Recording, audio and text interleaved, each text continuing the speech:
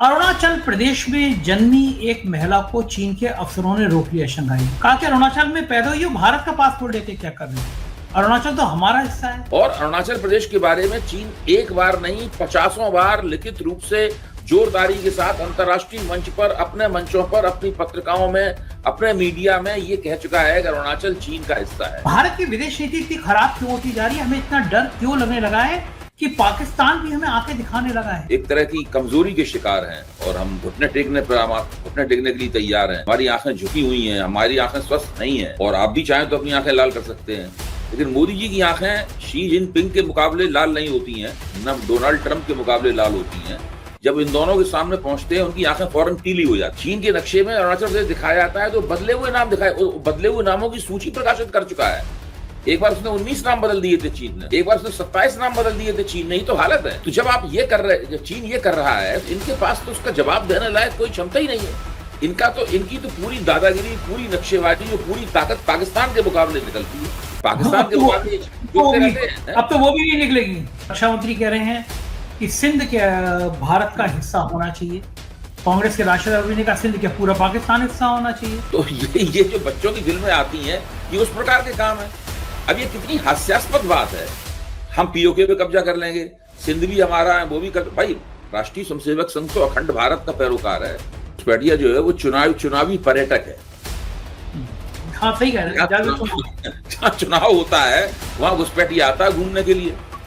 क्या तो मुसलमान है घुसपैठिया। अरुणाचल प्रदेश में जन्मी एक महिला को चीन के अफसरों ने रोक लिया शंघाई में। कहा कि अरुणाचल में पैदा हुई हो, भारत का पासपोर्ट लेके क्या कर रही है? अरुणाचल तो हमारा हिस्सा है। शिकायत की महिला ने भारत के प्रधानमंत्री को चिट्ठी लिखी। अब आप बताइए भारत के प्रधानमंत्री को, भारत सरकार को क्या करना चाहिए? क्या ऐलानी तौर पर चीन से ही नहीं कहना चाहिए तुम्हारी हिम्मत कैसे पड़ी? अरुणाचल भारत का अभिन्न हिस्सा था, है और रहेगा। प्रधानमंत्री जी की वो लाला आंखें, 56 इंच का सीना कहाँ चला गया? चीन के राष्ट्रपति को झूले झुलाते रहेंगे, चाय पिलाते रहेंगे, कुछ कहेंगे? भारत की विदेश नीति इतनी खराब क्यों होती जा रही है? हमें इतना डर क्यों लगने लगा है कि पाकिस्तान भी हमें आंखें दिखाने लगा है? हम केवल मुंह से बड़बोले बन के रह गए हैं। अभय दुबे जी से मैंने बातचीत करी, राजनीति के इस पहलू को समझने की कोशिश करी और समझने की कोशिश करी कि एसआईआर के जरिए आपका वोट छीनने की कैसी साजिश की जा रही है। बढ़िया बातचीत है, लेके चलता हूं आपको अभय दुबे जी के पास। लेकिन चीन ने कहा कि आप अरुणाचल में पैदा हुई हो तो ये भारत का पासपोर्ट लेके क्या कर रही है? चीन तो हमारा है। मुझे लगता है कि वक्त आ गया है कि जब इस तरह की घटनाएं लगातार हो रही हैं कि चीन अरुणाचल पे अपना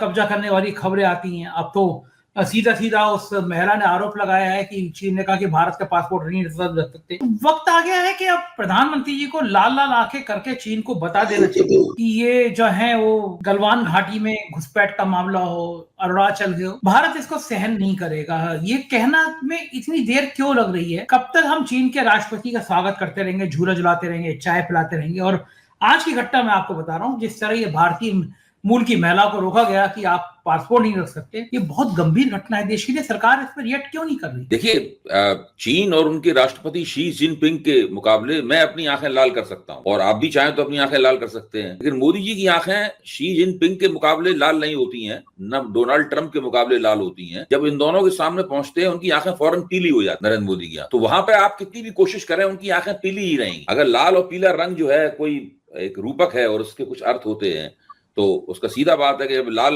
हम करते हैं तो हमारे अंदर रोष होता है और हम चुनौती दे रहे होते हैं या किसी चुनौती का सामना कर रहे होते हैं और हमारा डट के हम खड़े हुए हैं। जब हमारी आंखें पीली होती हैं इसका मतलब है कि हम एक तरह की कमजोरी के शिकार हैं और हम घुटने टेकने के लिए तैयार हैं।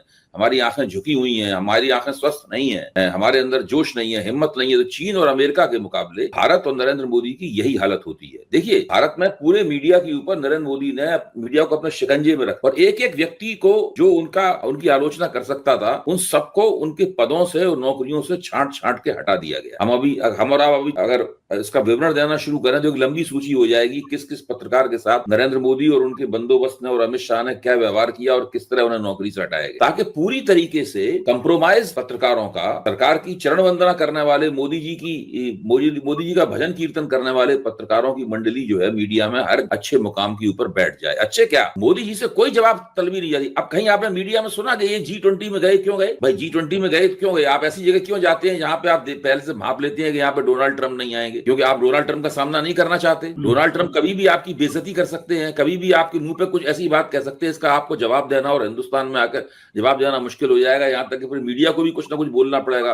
और डोनाल्ड ट्रंप के खिलाफ बोलना पड़ेगा, इन्हीं के समर्थक मीडिया को बोलना पड़ेगा, इससे मोदी की स्थिति खराब होगी। इसलिए चालाकी पूर्वक उन्हीं कार्यक्रमों में जाते हैं अंतर्राष्ट्रीय मंच पे जहां पे डोनाल्ड ट्रंप नहीं होते। और चीन के बारे में देखिए, चीन ने इनसे कहा कि संघाई सहयोग कारपोरेशन की मीटिंग में आ जाइए, तो वहां ये दौड़ के पहुंच गए और तमाम भारत विरोधी नेताओं के बीच में लाइन लगा के खड़े हो गए। उसमें तुर्की के नेता भी थे, उसमें पाकिस्तान के नेता भी थे, उसमें चीन के नेता भी थे, इन सबके बीच में लाइन लगा के खड़े हो गए। उसका भारत को कोई फायदा नहीं हुआ। भारत की विदेश नीति जिस तरह ढक्कन थी उसी तरह ढक्कन बनी रही, भारत की विदेश नीति इस तरह प्रभावहीन थी उसी तरह से प्रभावहीन बनी रही, कुछ भी नहीं इनको फायदा हुआ। और अरुणाचल प्रदेश के बारे में चीन एक बार नहीं 50 बार लिखित रूप से जोरदारी के साथ अंतर्राष्ट्रीय मंच पर, अपने मंचों पर, अपनी पत्रिकाओं में, अपने मीडिया में ये कह चुका है कि अरुणाचल चीन का हिस्सा है। न केवल ये, उसने अरुणाचल प्रदेश के कई इलाकों के नाम बदल दिए हैं चीन ने। चीन के नक्शे में अरुणाचल प्रदेश दिखाया जाता है तो बदले हुए नाम दिखाए, बदले हुए नामों की सूची प्रकाशित कर चुका है। एक बार उसने 19 नाम बदल दिए थे चीन ने, एक बार उसने 27 नाम बदल दिए थे चीन ने। ही तो हालत है। तो जब आप ये कर रहे, चीन ये कर रहा है, तो इनके पास तो उसका जवाब देने लायक कोई क्षमता ही नहीं है।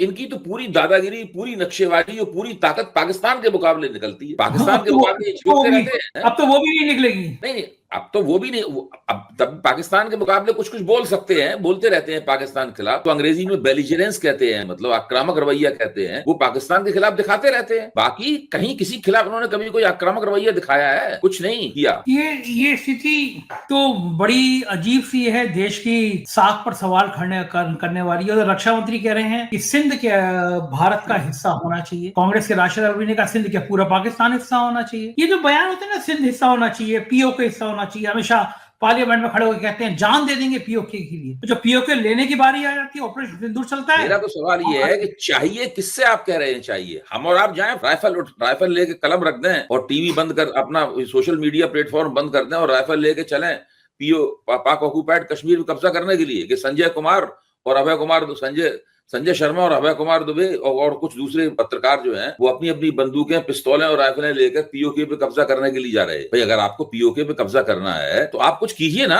आप तो कुछ भी नहीं कर रहे पीओके पे कब्जा करने के लिए, सिवा मुंह चला रहे। मुंह चलाने में तो कुछ लगता नहीं है। ये कोई कॉमिक स्ट्रिप थोड़ी ना, मुंह ऐसे करेंगे, मुंह से गोलियां निकलने लगेंगी, ऐसे करेंगे फू फू फू और दन दन दन गोले निकलने लगेंगे। ज्यादा बड़ा मुंह खोल दिया तो ज्यादा बड़ा गोला निकलने लगेगा। तो ये जो बच्चों की फिल्में आती हैं ये उस प्रकार के काम है। अब ये कितनी हास्यास्पद बात है, हम पीओके पे कब्जा कर लेंगे, सिंध भी हमारा है, वो भी कर। भाई राष्ट्रीय स्वयंसेवक संघ तो अखंड भारत का पैरोकार है, वो जम्बू द्वीप ये सब वगैरह इन शब्दों का इस्तेमाल करता है। अखंड भारत का पैरोकार। राष्ट्रीय स्वयंसेवक संघ का जो नक्शा है उसमें अफगानिस्तान भी आता है, उसमें बर्मा भी है, सब आता है उसमें हिंदुस्तान के अंदर। केवल पाकिस्तान नहीं, इन देशों के तो नाम ये लोग लेते नहीं क्योंकि वो राजनीतिक रूप से पॉलिटिकली इनकरेक्ट है इनके नाम लेना। लेकिन एक जमाना था राष्ट्रीय स्वयंसेवक संघ जिस अखंड भारत की कल्पना अपने स्वयंसेवकों के सामने शाखा में, जब वो लाठी चलाने के बाद में मंडल में बैठते हैं, शाखा में ये होता है कि पहले आपको तो निजी तौर पर तजुर्बा भी होगा, तो वो आप विद्यार्थी परिषद में रहे हैं, मतलब पहले जब कबड्डी खेल रहे हैं और लाठी वाठी चलाने और खो खो करने के बाद में फिर वो मंडल में बैठते हैं, वहां उन्हें विचारधारात्मक शिक्षा दी जाती है, फिर बौद्धिक होता है।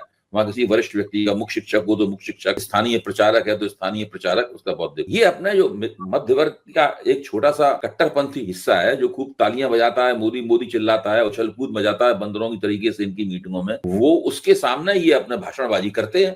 जिन कार्यक्रमों में इस प्रकार की भाषणबाजी की जाती है, मैं खुद इस कुछ कार्यक्रमों में गया हूँ। मुंह से गोले निकलेंगे तो मुझे उत्तर प्रदेश की वो घटना याद आ गई, ठाए वाली, ठाए ठाए वही है। ये सब लोग बचकाने, देखिए ये पूरे देश की राजनीति जो है वो बचकाने कॉमिकल तरीके से चल रही है। कांग्रेस ने लगातार आरोप लगा रही है कि भाई हमारे टाइम में घुसपैठिए बाहर ज्यादा निकालेगा, इनके टाइम में तो निकाल ही नहीं है। बार बार घुसपैठी 11-12 साल से हुकूमत आपकी, घुसपैठी आ कहां से जा रहे हैं? हमारे मित्र हैं विजय त्रिवेदी, बहुत अच्छे पत्रकार हैं और बहुत ही उनकी जिसे कहते हैं सारगर्भित टिप्पणियां करते हैं। मोदी जी ने जिनको हेलीकॉप्टर से उतारा था, एक सवाल पे चला गया जी, तो वो विजय त्रिवेदी ने एक दिन मुझसे ये कहा कि जो घुसपैठिया जो है वो पॉलिटिकल इलेक्ट नहीं, घुसपैठिया जो है वो चुनावी पर्यटक। हाँ सही कह रहे हैं, जहाँ चुनाव होता है वहाँ घुसपैठिया आता है घूमने के लिए। क्या तो मुसलमान है घुसपैठिया? हाँ, मतलब घुसपैठिया मुसलमान तो पर्यायवाची है, वो तो आपको घुसपैठिया का मतलब मुसलमान है, मुसलमान का मतलब घुसपैठिया है, तो वो चुनावी पर्यटक है। जब वो आ जाता है, आप बिहार में हो चुका है, अब बिहार में कोई घुसपैठिया की चर्चा नहीं करे, अब बंगाल में हो जाएगी ना, अब बंगाल में जाएगा, बंगाल में पहले ही पहुंच चुका है घुसपैठिया। अच्छा, चूंकि तमिलनाडु में नहीं जाएगा मेरे ख्याल से घुसपैठिया, वहां ले जाने से कोई फायदा नहीं होगा उनको, तो बंगाल का पर्यटन करके वो उत्तर प्रदेश चला जाएगा,